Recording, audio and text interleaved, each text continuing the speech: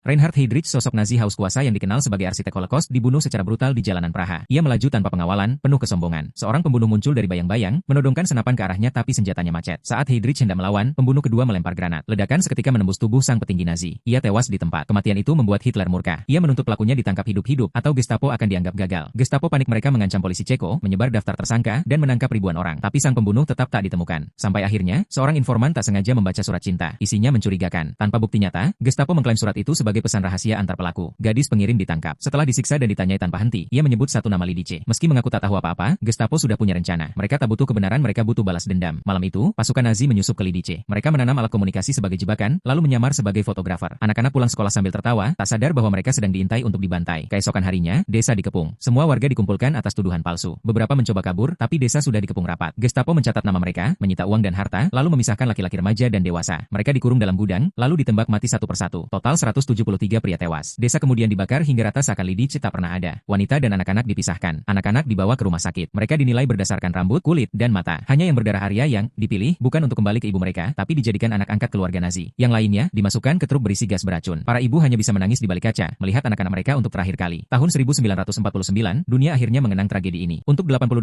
anak Lidice yang dibunuh tanpa ampun, tanggal 1 Juni ditetapkan sebagai Hari Anak Internasional. Tapi luka itu tak pernah benar-benar sembuh. Lidice menjadi simbol dari bagaimana kebencian bisa menghapus satu desa hanya dalam semalam.